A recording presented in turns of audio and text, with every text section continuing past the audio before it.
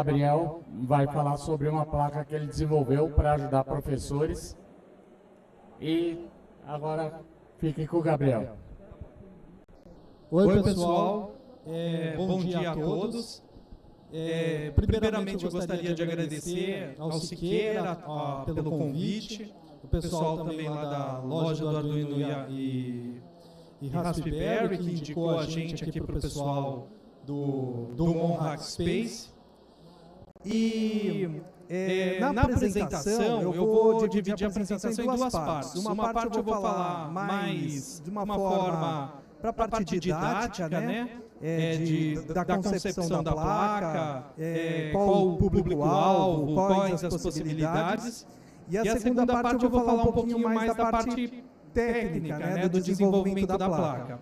Eu estou com o notebook aqui, quem quiser depois sentar, ver o projeto da placa, eu vou deixar o link do GitHub da placa também para vocês poderem baixar, poderem fabricar, poderem alterar a placa da maneira que vocês acharem melhor. Mas se alguém quiser ver o projeto, ter algumas dicas em relação ao KiCad, a gente pode conversar aí durante a apresentação ou após a apresentação, tá bom? Então, muito obrigado novamente. E o tema aqui é criação de placa didática para salvar a vida do professor. E daqui a pouquinho a gente vai explicar o porquê dessa frase aí, salvar a vida do professor. Tá bom? Então, o nosso objetivo é apresentar os detalhes da concepção e do desenvolvimento dessa placa. A placa, nós resolvemos fazer ela Open Hardware, é o primeiro projeto Open Hardware lá da Microgênios, que é a empresa que eu sou fundador e já atuo lá há 17 anos. E o foco dela não é muito o foco que a gente estava acostumado a trabalhar. Então, o nosso foco sempre foi o mercado de desenvolvedores, de técnicos, de engenheiros. E essa placa ela veio para um mercado diferente, para um público-alvo diferente, que era um público-alvo de estudantes de ensino fundamental 2 e ensino médio, e os professores, que vão necessitar de ferramentas para estar ministrando aulas, né, aí de robótica educacional, computação física, programação e outras aí relacionadas a esse tema para os estudantes. Um pouquinho aí de quem eu sou. Meu nome é Gabriel Rosa Paz. Para quem não me conhece, eu sou técnico em eletrônica, sou engenheiro eletricista com ênfase em eletrônica. Atualmente eu estou fazendo pós-graduação na área de inteligência artificial e aprendizado de máquina. E eu sou de 1982, então nasci no milênio passado, no século passado, né? E juntamente com o Fernando, talvez vocês conheçam, o Fernando é o nosso principal especialista aí em programação, em microcontroladores lá da empresa. A gente fundou a Microgênios em 2005. Na verdade, em 2005 a gente saiu dos nossos empregos para trabalhar exclusivamente na Microgênios, e em 2006 nós abrimos aí oficialmente a Microgênios no papel. E a gente atua desde essa época tanto com a parte de treinamentos quanto a parte de ferramentas para desenvolvimento. Então a gente produz algumas placas, a gente também distribui aqui no Brasil alguns softwares, compiladores, softwares de simulação e assim por diante, tá bom? Então esse é um pouquinho aí de quem eu sou. Uma curiosidade aí é que em 1999, não sei se vocês estavam vivos nesse ano, eu participei aqui no Anhembi de uma feira que era meio que a precursora da Campus Party, que chamava FenaSoft. Eu não sei se alguém já ouviu falar de FenaSoft, tá? Na época eu era estudante do curso técnico pela Escola Técnica Federal de São Paulo, né, que depois virou Cefet-SP, hoje em dia é o Instituto Federal de Ciência e Tecnologia de São Paulo, e o professor Alexandre Brincalep Campo, ele criou um projeto lá de educação à distância, via internet, né, via internet discada na época. Na época, para vocês terem uma ideia, não tinha nem telefone na minha casa, porque não tinha cabo telefônico, né, era Telesp ainda, tinha plano de expansão, uma época que vocês provavelmente não viveram, uma época que era bastante complicado a gente estar se comunicando uns com os outros. Então estive aqui nessa FenaSoft, que hoje em dia é uma feira que ninguém mais nunca ouviu falar. Então vamos lá, vamos falar da motivação para o projeto. A motivação para esse projeto é o seguinte: a gente atua há 17 anos com a parte de educação tecnológica, então focado em estudantes de curso técnico e estudantes de engenharia. E a gente sempre desenvolveu ferramentas para esse mercado. E assim, né, até uma experiência própria minha, desde o curso técnico, quando eu tive a disciplina de microcontroladores, foi a disciplina que eu mais odiei, né? E eu achava que programação era uma coisa que a pessoa precisava nascer sabendo. Essa visão só depois de muito tempo que mudou em mim, tá bom, pessoal? E a gente foi percebendo, quando a gente estava treinando os professores do Senai, professores de escolas técnicas e os profissionais, engenheiros técnicos, que tinham uma dificuldade muito grande de programação. E a gente sempre pensava, devia ter uma base melhor no curso técnico, devia ter uma base melhor na faculdade. Mas a gente foi percebendo que, na verdade, a base deveria vir já desde a educação de base, né? Mesmo fora do ensino técnico, já deveria existir uma base melhor de programação, de lógica, de assuntos relacionados. Hoje em dia, isso já está virando um praxe, né? Um padrão das escolas. E para se ensinar programação, para se ensinar computação física, robótica, para estudantes de ensino fundamental, ensino médio, é interessante que sejam criadas ferramentas mais dedicadas a esse público, né? Até porque muitas vezes a gente vai estar trabalhando com professores, que o próprio professor ele vai ter uma dificuldade muito grande para estar implementando aquele exercício. Então, se o professor tiver um conteúdo ali, um ecossistema para utilização e uma placa que seja um pouco mais simples, né, para se colocar em prática aquele exercício, aquela determinada aplicação, aquela determinada objetivo, né, prático, muitas vezes facilita. A minha irmã, ela é professora, uma das minhas irmãs, né, professora, também especializada nessa área de alfabetização, dá aula em ensino fundamental, e a gente sempre conversa muito sobre esse tipo de educação, né, tecnológica, robótica, e ela me apresentou muitos professores e muitas escolas que utilizam, e muitas vezes o professor tem até medo de estar ministrando esse tipo de aula.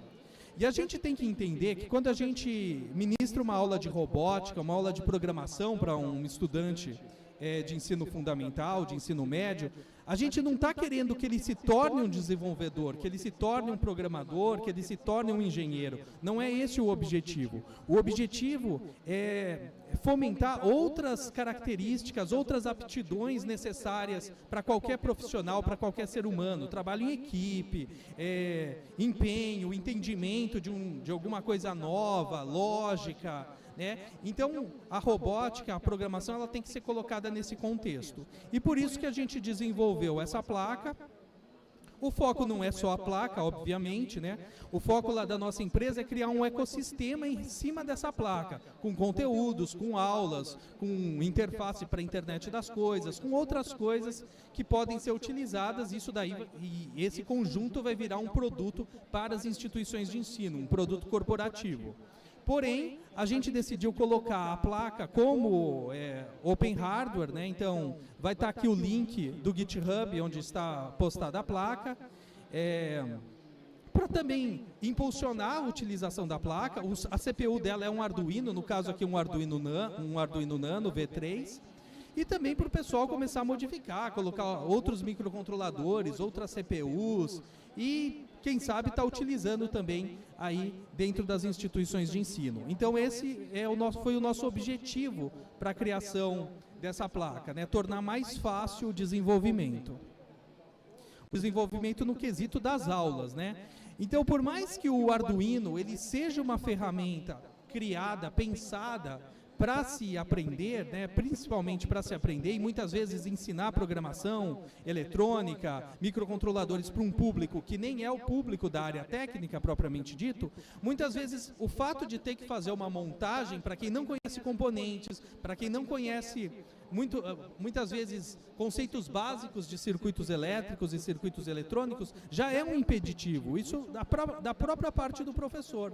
Então, muitas vezes o professor se sente inseguro para estar fazendo aquela montagem. Se você tiver um dispositivo onde as montagens que serão utilizadas naquelas atividades já estejam prontas, já estejam mais facilmente feitas, é um problema menos para o professor. Então, sempre que a gente faz uma depuração de um projeto, a gente tem que começar eliminando problemas, né? Eliminando possíveis falhas. Então, a gente tem lá um compilador, a linguagem de programação, o cabo de gravação, o sistema de gravação, o microcontrolador, a placa. Se começa a dar problema, e eu não sei se o problema está no compilador, se está no meu software que eu criei, se está no sistema de gravação, se está na placa, aquilo já começa a se tornar um empecilho. E para o professor a mesma coisa. Se o professor, para dar uma aula de robótica, ele precisa que os alunos montem um sistema, e muitas vezes essa montagem ela já vai ser um problema a mais para aquela utilização, então muitas vezes é melhor a gente evitar, tirar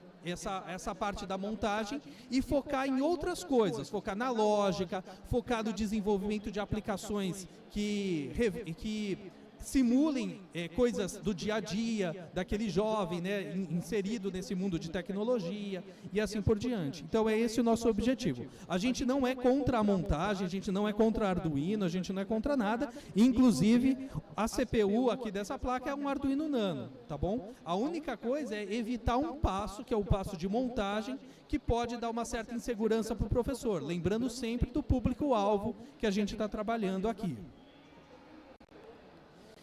Então, o público-alvo ela pode ser utilizada para todo mundo, mas como eu falei, o principal ela foi desenvolvida pensando no estudante de ensino fundamental 2 e ensino médio não profissionalizante, tá? Não o ensino técnico.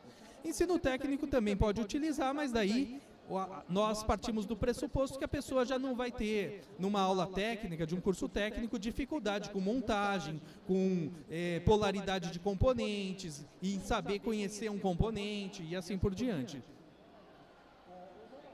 Só um detalhe, não precisa voltar não precisa.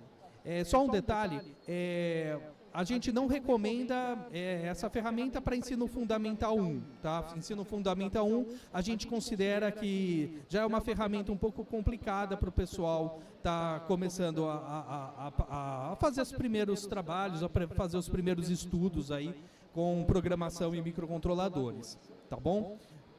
Tá. E quais as atividades que a gente pode, então, realizar com essa placa?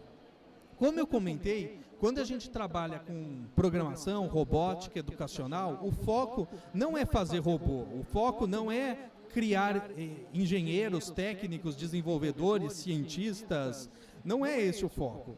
O foco é trabalhar habilidades, trabalhar aptidões ali daquele estudante, daquele jovem, e muitas vezes mostrar para ele aquele universo, né? Muitas vezes a pessoa ela nem sabe se ela tem interesse ou não para uma determinada área, se ela não tiver algum incentivo, se ela não for apresentada a uma determinada área. Tá? Então, por exemplo, sei lá, eu me considero um zero à esquerda em música, eu nunca tive nenhum contato com música. Talvez se quando eu era jovem, estudante, eu tivesse algum contato com música na escola, em algum outro ambiente, talvez fosse uma coisa que eu gostasse, tivesse interesse em tocar um instrumento musical e assim, tivesse um hobby diferenciado. Então esse é o objetivo, quando a gente fala em robótica educacional. Não é criar super gênios, não é esse o foco. É apresentar, é mostrar, é ver as possibilidades, é mostrar que isso está inserido num contexto de tecnologia que esse jovem vai estar vivenciando para ele entender melhor todos os itens, todos os dispositivos, tudo que o cerca, e trabalhar atividades curriculares, atividades de trabalho em grupo, atividades de atenção, de concentração, de interpretação, de resolução de problemas. Esse é o objetivo, tá bom? Então, além disso, a gente também, partindo já agora realmente para habilitações mais focadas, mais direcionadas com a área, a gente pode estar trabalhando com lógica, a gente pode estar trabalhando com o ensino básico de programação. A gente pode estar trabalhando com a parte de computação física, que é um pouco diferente só da parte de computação e programação, né? Programação a gente não necessariamente precisa de um hardware, de uma placa, a gente pode utilizar um computador qualquer, né? E a gente já está ensinando lógica, já está ensinando programação para o estudante. Agora, a computação física, para ele entender melhor o que faz parte, como é criado um computador, como é construído, tudo que o cerca. Hoje em dia tem alguns estudos que relacionam que diariamente a gente se depara com em torno de 300 microcontroladores por dia. Em todos os equipamentos eletrônicos que nos cercam, hoje em dia tem um microcontrolador. Esse microcontrolador ele precisa ser programado. Então é interessante que o jovem entenda esse contexto, entenda que o brinquedo que ele utiliza tem um microcontrolador, entenda que o celular que ele tem lá, que tem um processador, também pode ser considerado uma espécie de um microcontrolador ali, que o dispositivo que ele utiliza lá no pulso, o relógio, tem um microcontrolador, que os eletrodomésticos têm um microcontrolador. E então isso ele vai entender nessa parte de computação física e também vai simulando, né? É legal que a gente consegue simular com o hardware alguns equipamentos do dia a dia, algumas aplicações do nosso dia a dia. Por exemplo, que aplicações do dia a dia a gente pode simular? Por exemplo, o controle de um semáforo. Então, a gente pode criar um semáforo lá, a plaquinha já tem lá uns LEDs coloridos para simular um semáforo. Você pode dar o contexto para o aluno, ensinar, aqui é um semáforo. O semáforo é uma coisa muito importante, porque ele salva a vida das pessoas, ele controla todo o fluxo de carros. Como a gente poderia fazer para programar um semáforo? E agora, se a gente quiser colocar um botão do pedestre nesse contexto do funcionamento do semáforo. Então, a gente vai criando coisas, uma cadeia, né? uma cadeia evolutiva ali para fazer os testes e as aplicações com os estudantes. A placa também dispõe de um buzzer sonoro, né, aquele buzzer chamado passivo, então você pode tocar sons, você pode trabalhar com música, digitalização de música, notas musicais. Uma vez, eu acredito que vocês conheçam a menina lá da Adafruit, né, que é considerada uma das principais referências assim, né, nesse mercado de faça você mesmo, uma das precursoras. Uma vez eu tive a oportunidade de fazer uma entrevista com ela, eu mandei perguntas e ela, né, com muita boa vontade me respondeu. E ela falou uma coisa que eu achei muito interessante. Eu perguntei assim, como que você se interessou, né, por essa área de engenharia, de programação, de microcontroladores? E ela falou uma coisa que eu nunca tinha parado para pensar. Ela falou assim que as pessoas, elas não gostam de programação, de microcontrolador e assim por diante. Geralmente as pessoas gostam de música e elas querem entender como fazer músicas com eletrônica. As pessoas gostam de medicina, por exemplo, e querem saber como a eletrônica, como a tecnologia pode auxiliar a pessoa na parte de medicina. E assim em vários pontos. Jogos, por exemplo, a pessoa gosta de jogos, gosta de games eletrônicos. E o que tem lá por trás? O que tem na CPU de um computador? O que faz o game rodar? Qual a programação utilizada? Então eu achei isso daí muito interessante. E esse é um dos objetivos da placa, é tentar criar cenários, né, ali reduzidos, que a gente possa simular coisas do nosso dia a dia, sempre voltando, né, sempre mostrando como a tecnologia vai estar inserida nesse contexto. Entendimento de dispositivos, sensores, atuadores, né, como o nosso mundo, né, o mundo do ser humano se relaciona, se interfaceia com a máquina, com os computadores. Então tem alguns sensores na placa. Daqui a pouco eu vou descrever todos os recursos que tem na placa. Inclusive a placa está aqui, tá? Eu vou pedir para passarem aí para o pessoal conhecer. Se puder passar para o pessoal.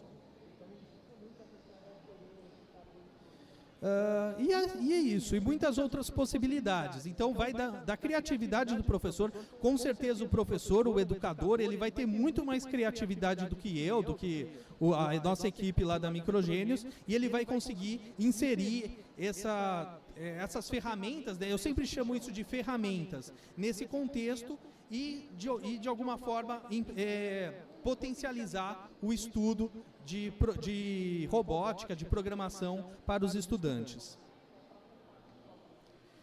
O ecossistema, vou falar aqui um pouco do ecossistema. Como a CPU dessa placa ela é baseada no Arduino, então Arduino Nano, então o ecossistema dela é todo o ecossistema do Arduino. Então a parte de desenvolvimento de projetos, né, a programação, você pode utilizar N ferramentas. Então você pode utilizar uma ferramenta de código, né, de aprender programação via código mesmo, como por exemplo a própria IDE do Arduino. Você pode utilizar uma ferramenta chamada Flowcode, não sei se vocês já ouviram. A gente é distribuidor do Flowcode aqui no Brasil, é uma ferramenta que você faz projetos a partir do fluxograma.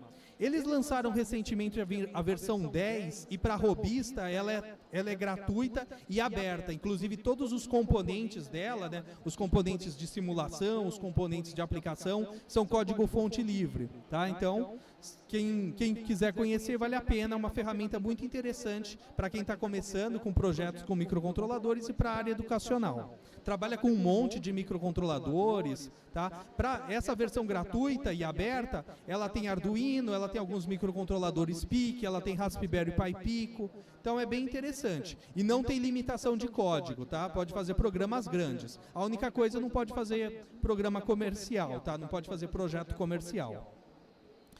Tem também ferramentas com blocos, né, de código, como o ArduBlock, tipo o Scratch, né, aquela linguagem Scratch que o pessoal também utiliza para educação, né, ensino de programação para crianças, para estudantes, também pode ser utilizado. O ecossistema aí do Tinkercad, tudo que é aplicável ao Arduino, a qualquer versão do Arduino, pode ser aplicado para a nossa placa LabGenius, tá bom? E do ecossistema da Microgenius, o que nós da Microgenius criamos aí para essa placa aí como o nosso ecossistema.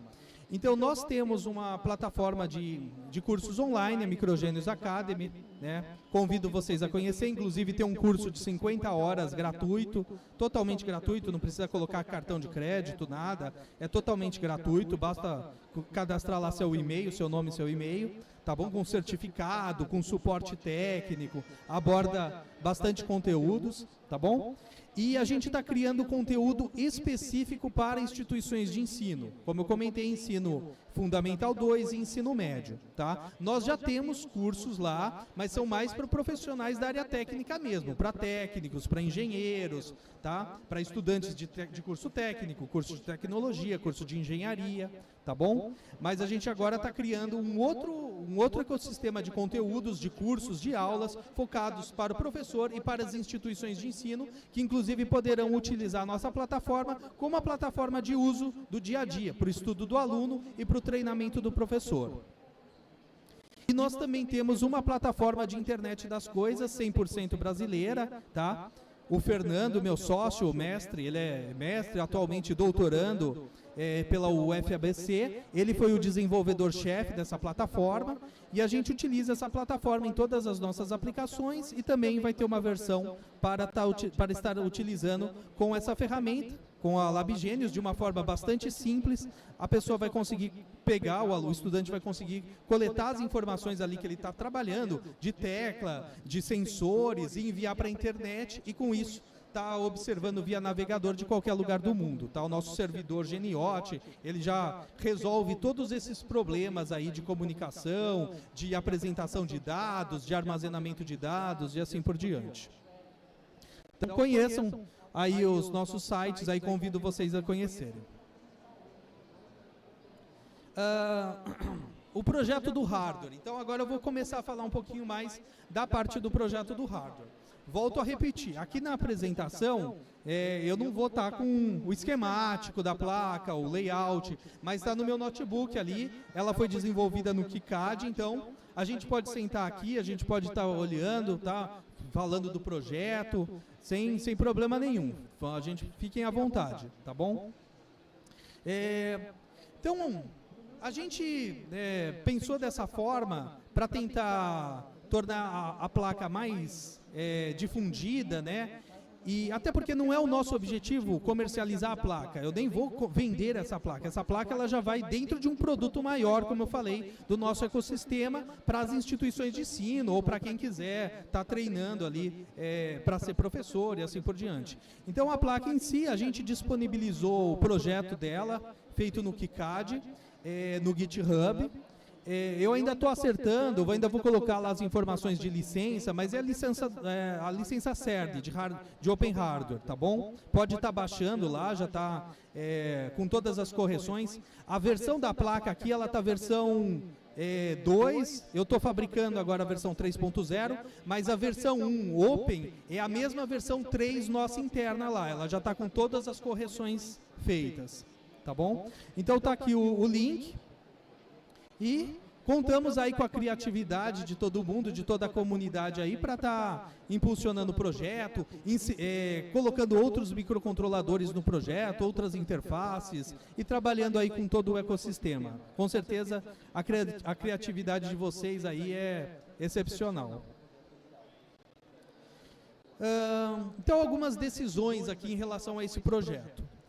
A ferramenta utilizada é o KiCad versão 7, tá bom?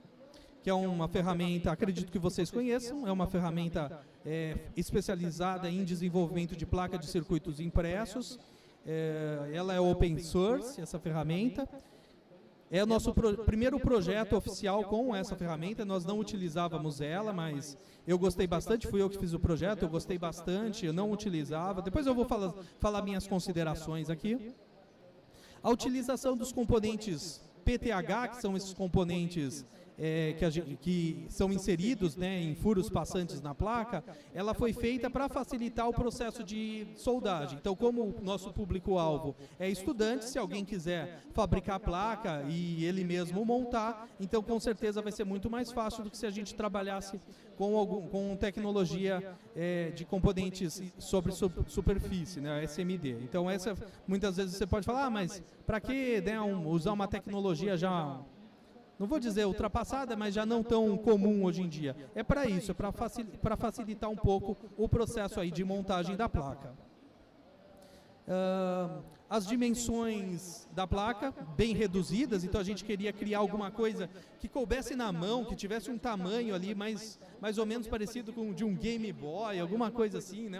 Um videogamezinho que fosse fácil ali da pessoa ter na mão. Por isso, inclusive, que a gente colocou suporte para bateria, né, na placa, que é um dos intuitos daquilo virar alguma coisa portátil ali, que a pessoa possa estar utilizando, brincando, mostrando a aplicação para a mãe, para o professor, ou até se a pessoa está fazendo um projeto, que ela consiga mostrar esse projeto sem estar conectado direto na USB.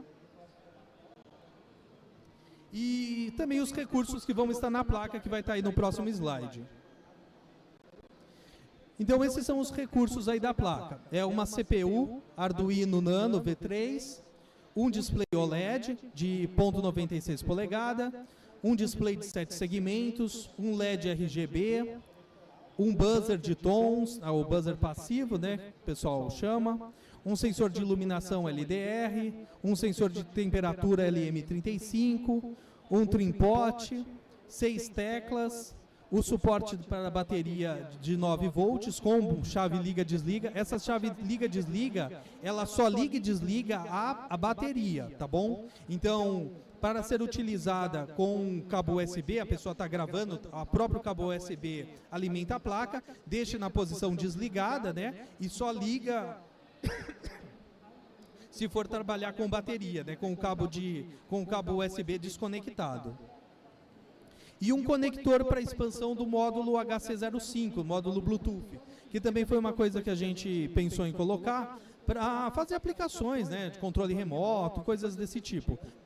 Da forma como está o hardware, ele está apenas os sinais de RX e TX, então é para trabalhar no modo SPP, tá? Não dá para trabalhar naquele outro modo configurável. Daí o projeto está lá, se alguém quiser fazer a modificação no projeto e deixar um pino do microcontrolador disponível para estar controlando lá o pino de controle do Bluetooth, fiquem à vontade, tá bom?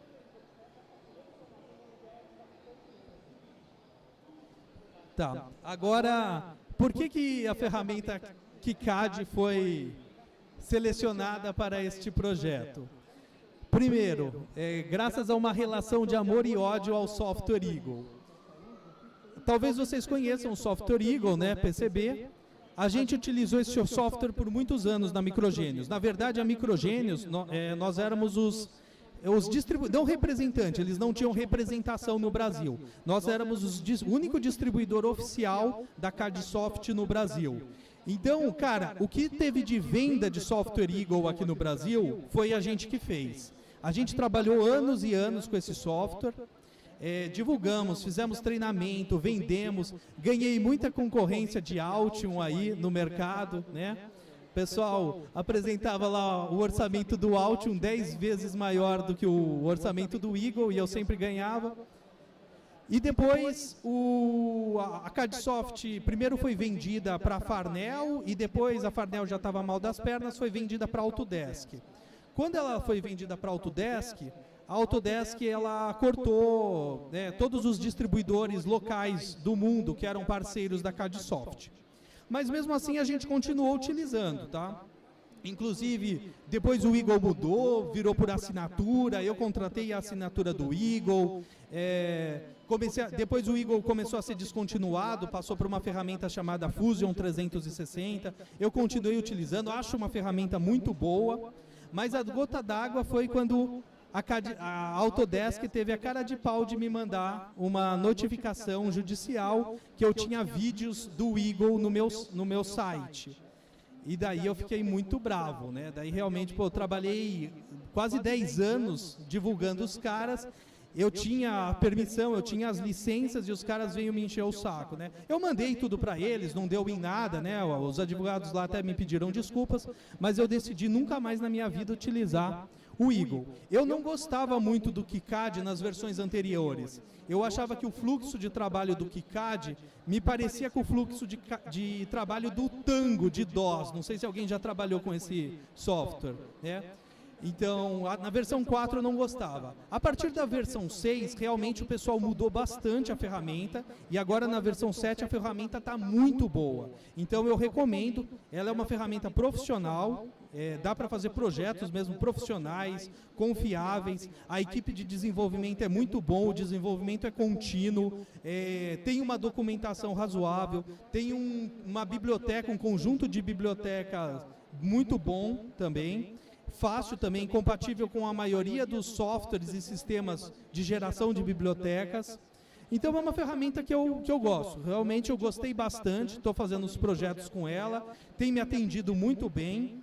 E tudo que dava para fazer com o Fusion 360, que é uma ferramenta paga e bem paga por assinatura, dá para fazer com o conjunto KiCad e FreeCAD. Então você pode gerar os arquivos de step no KiCad do 3D, passar para a ferramenta FreeCAD, e na ferramenta FreeCAD você consegue fazer caixas, né, cases para o seu equipamento. Então e fora que os recursos de computação necessários para rodar o KiCad e o FreeCAD são bem inferiores do que os necessários para rodar um Fusion, né? Então você precisa ter um computador, um supercomputador da NASA hoje em dia para rodar o Fusion, e o KiCad dá para você rodar com um computador razoável. É multiplataforma, roda em Windows, em Linux, em sistemas operacionais da Apple, uma ferramenta muito boa. Então é isso, já falei das melhorias, da documentação, dos ótimos recursos de biblioteca e componentes, da confiabilidade dos arquivos. Os arquivos eu tenho fabricado tanto em empresas de fabricação de placa de circuito impresso aqui do Brasil, quanto de fora do Brasil, e não tem tido nenhum problema com os arquivos de industrialização, os Gerbers, os arquivos de furação, tá? Teve uma empresa só aqui do Brasil que não conseguiu ler os arquivos de furação, porque o KiCad, o padrão dele é gerar o arquivo no padrão Gerber 2x, também para furação, mas é possível selecionar o padrão Excelon, que é o padrão antigo de CNC de furação. E é isso. Então aqui um pouco do meu histórico com ferramentas de layout, eu trabalho aí com elas desde antes da virada do século. A primeira foi o Tango, né? Não sei se alguém já ouviu falar desse software, um software de DOS, que você precisava de 3 disquetes para fazer a instalação, e por incrível que pareça, até mais ou menos 2016, mais ou menos, eu ainda conheci empresas que ainda utilizavam o Tango. Depois eu comecei a utilizar o avanço do Tango, né, o PICAD. Foi a primeira ferramenta aí para o Windows que eu utilizei para essa parte de projeto de placa de circuito impresso. Aí o Eagle, né, muitos anos. O Fusion. Pode passar. E por fim o KiCad.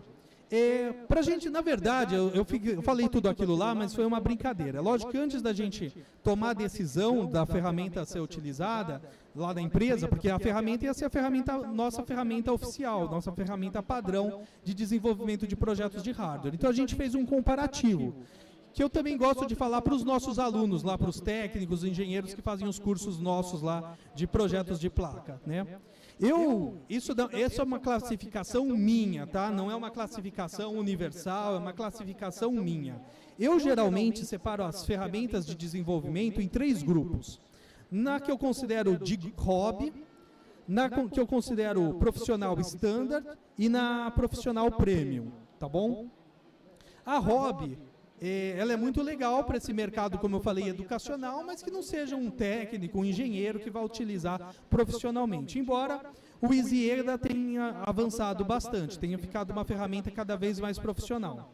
Mas eu ainda, né, talvez eu já até podemos colocar ali no Pro Standard, né, nas versões atuais aí.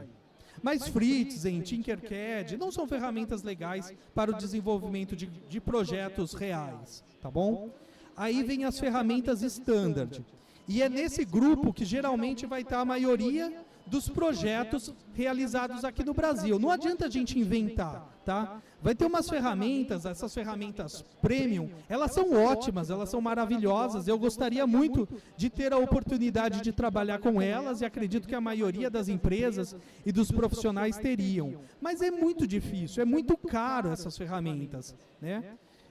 Igual uma vez o cara lá que representava o Orcad uma vez falou assim para mim, o Orcad é uma ferramenta que começa de algumas dezenas de milhares de dólares e termina em algumas centenas de milhões. E é mais ou menos isso mesmo. Tá? Isso. Então, dentro dessas ferramentas aqui desse grupo, a que nós decidimos usar foi o KiCad, né? Não simplesmente por ser gratuito ou por ser open source, mas porque nos atendia muito bem e ainda tinha a vantagem de ser gratuito. A questão de ser open source, para a gente, não é tão significativa, porque nós não editamos o código, tá? Então, nesse caso, não era um pré-requisito para a seleção da ferramenta. Mas pelos recursos realmente que a ferramenta disponibiliza, pela comunidade, pelo desenvolvimento contínuo e pelo legado que a ferramenta já tem, tá bom? E pela confiabilidade dos arquivos gerados, é uma ferramenta muito boa que a gente recomenda aí a utilização e virou a nossa ferramenta padrão. Aqui eu faço um apanhado, né, dos pontos positivos e negativos aí do comparativo do Eagle e do KiCad, tá bom? Eu acho que dentro do que a gente comentou aqui já está tudo. Uma coisa que eu não gostava no KiCad era justamente o workflow. O workflow de trabalho eu não gostava. Aquela coisa de ser um ambiente separado para o esquemático, um ambiente separado para o PCB, e sempre que você tem que fazer a interconexão entre os dois, gera netlist, exporta netlist, carrega netlist, compara netlist, eu não gostava, eu preferia um desenvolvimento hierárquico com forward back annotation, como tinha no Eagle. Mas na versão 6 e na versão 7 do KiCad já tem isso, e está muito bom. Tá? Ele faz comparativos, inclusive até na hora da gente fazer o Design Rule Checks, uma das verificações é a verificação de compatibilidade entre o que está no esquemático e o que está no PCB. Então é uma ferramenta que está muito boa, eu acho, vale a pena estar utilizando. Alguns cuidados, tá?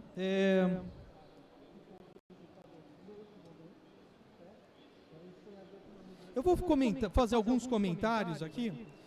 Por exemplo, eu trouxe essa plaquinha aqui, era uma plaquinha que a gente estava fazendo lá de brinde lá. Mas Por que eu trouxe ela aqui? Eu trouxe ela para mostrar o footprint, né? Que é a pegada do componente, por exemplo, do transistor, o footprint TO92 aqui. Vocês notam que os pads, os terminais, eles estão um do lado do outro. Esse daqui foi o primeiro footprint que eu peguei. Daí, quando foi para a produção, na hora de soldar, eu já verifiquei que era um footprint bem complicado de se soldar manualmente, assim, e principalmente para iniciantes. Então, sempre que for trabalhar com os footprints, tome cuidado, selecione corretamente o footprint. Tem muitas opções de footprint. Nessa placa que eu passei para vocês aí primeiro, já está feitas as alterações, tá bom? E, assim, parece uma coisa chata que eu vou comentar, mas é verdade. Se alguém for utilizar dentro da empresa, profissionalmente, qualquer ferramenta, seja o Eagle, Fusion, o Altium, seja o KiCad, isso eu aprendi com os meus clientes que eram desenvolvedores. Sempre crie suas bibliotecas personalizadas, customizadas, né? Sempre gerencie você as suas bibliotecas. Por quê? Porque daí você tem certeza. Isso vai evitar problemas em todo o processo produtivo. Porque muitas vezes, isso já aconteceu com a gente lá na Microgênios, utilizar bibliotecas padrão e, por exemplo, usar um diodo X e a gente usar uma biblioteca lá que parecia ser padrão para todo tipo de diodo regulador de um certo tamanho lá, mas mudando a versão do diodo, embora o encapsulamento fosse o mesmo, mudava o diâmetro de furação, isso daí impactava na hora da produção. Então, se você tiver um controle mais apurado da sua biblioteca, customizando ela, você vai ter muito menos erros, muito menos problemas no seu processo produtivo. Quando a gente faz por hobby, muitas vezes a gente não percebe isso, mas quando a gente começa a ter que terceirizar nossa produção ou ter que criar uma produção interna, a parte de documentação, a parte de confiabilidade de tudo que a gente vai fazendo, começa a ser muito importante. E a gente aprendeu, assim, ao longo lá dos 17 anos da empresa, batendo muita cabeça, errando muito projeto, e com o fornecedor lá, o fornecedor de montagem, o fornecedor de PCI, nos ensinando muito das coisas que depois a gente começou a implantar no nosso manual de regras de design. Então, sempre faça o seu manual de regras de design interno com a capacidade do seu fornecedor de placas. Então, daí você já pode utilizar essas informações dentro da ferramenta, né, no Design Rules. Você já pode especificar distâncias mínimas entre trilhas, larguras mínimas de trilhas, distância entre vias e ilhas, entre ilhas e ilhas, né? Por exemplo, outra coisa também importante que muitas vezes está das regras de design internas, no manual de regras de designs, é a utilização de vias, como que vai ser utilizado, se vai ter máscara de solda em cima da via para proteção ou não, né? Que mais? Furações, tipo de furação. Se você for fazer placa multilayer, você tem que ter muito cuidado, você tem que ter regras bem definidas lá internamente de como você vai utilizar as vias. Por exemplo, o primeiro projeto que a gente fez um monte de microvias lá, não especificamos direito para o nosso fabricante, o cara fabricou tudo errado. Perda de tempo, perda de dinheiro, daí a gente padronizou, vai ter vias, então vai ser placa multilayers. Estou falando de placas multilayers, tá bom, pessoal? Placas multilayers, então todas as nossas vias vão ser vias passantes. A gente não vai ter mais vias cegas, não vamos ter vias intermediárias, porque isso dificultava, tornava a documentação muito mais complicada para passar para os fabricantes. E muitas vezes o fabricante aqui no Brasil, ele nem te devolve, né? Eu estou fabricando agora numa empresa chamada Montécnica. E eu achei bem interessante que eles mandaram toda a documentação assim para mim avaliar antes de dar o ok da produção. Mas a gente trabalhou com um monte de fornecedores que nunca teve isso. Então o cara viu lá e mandou embora e fabricou errado, o erro era nosso mesmo, né? Mas o cara poderia pelo menos ter avisado. Então, se você tem uma documentação bem feita, você pode evitar todos esses problemas. Esse suporte aí dessa bateria, ele é meio difícil de achar, tá? Só achamos importado. E o parafuso para encaixar ele tem que ser M2, que também é um parafuso bem difícil de ser encontrado, tá bom?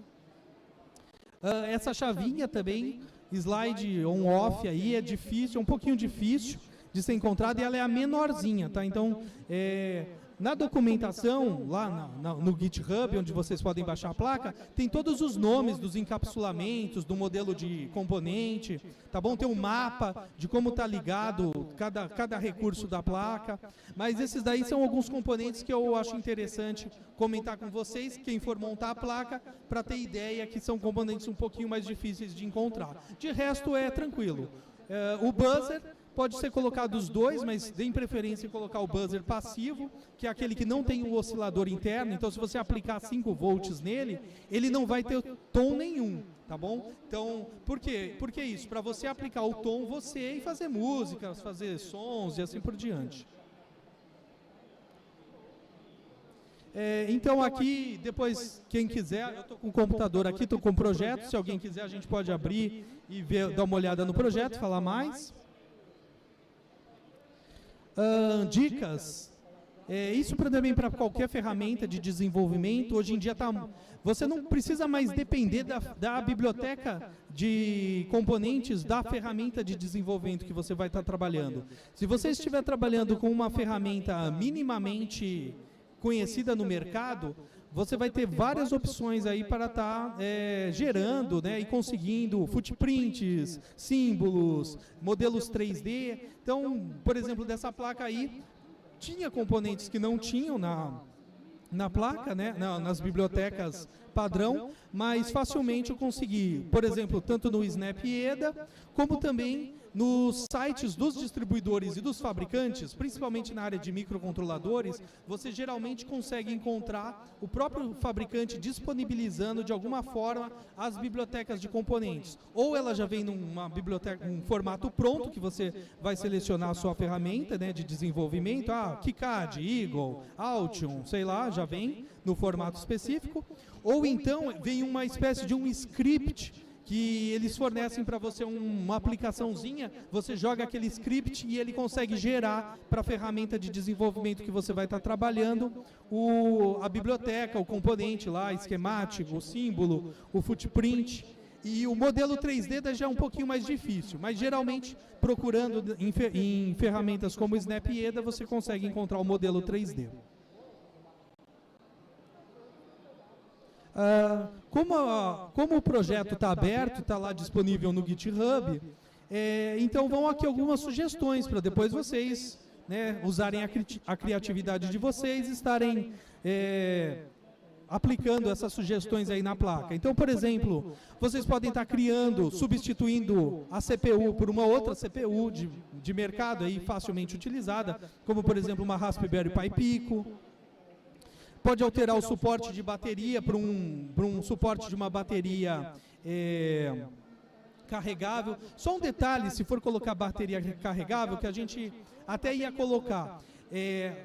Por exemplo, na CPU que a gente selecionou, tem que é o Arduino Nano, ele tem um regulador de tensão, e esse regulador de tensão, ele precisa ser alimentado com pelo menos 6,5 volts. Se você não conseguir colocar 6,5 volts no regulador vindo da bateria, não vai funcionar. Então tomem cuidado com isso se vocês forem mudar a especificação da bateria, tá bom?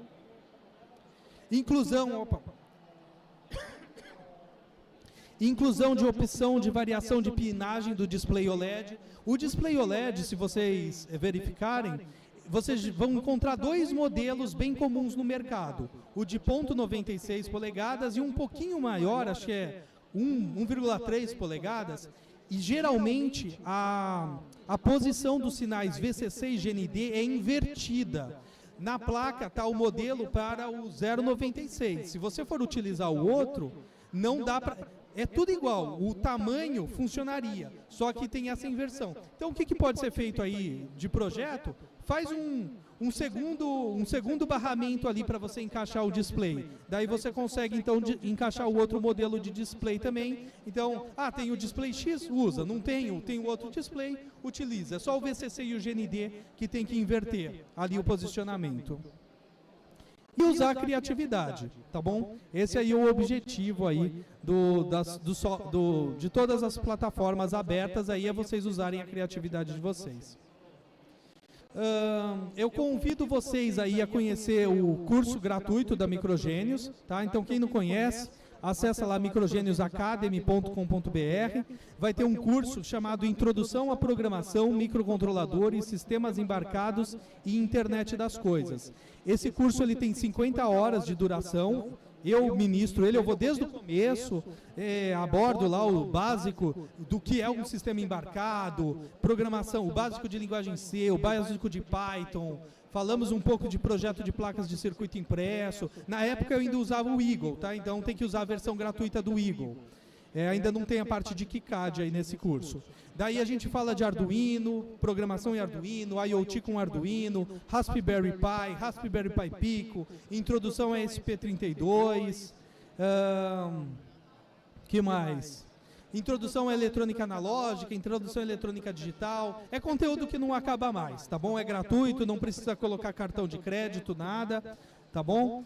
E tem certificado de conclusão e tem o suporte técnico lá das aulas, que é dentro do sistema. A pergunta é colocada lá dentro, tá? Não tem WhatsApp, não tem fórum, é uma pergunta na própria aula, pode colocar lá e eu respondo a pergunta lá direto, se for relacionada com a aula, tá? Não é consultoria de projetos, tá bom?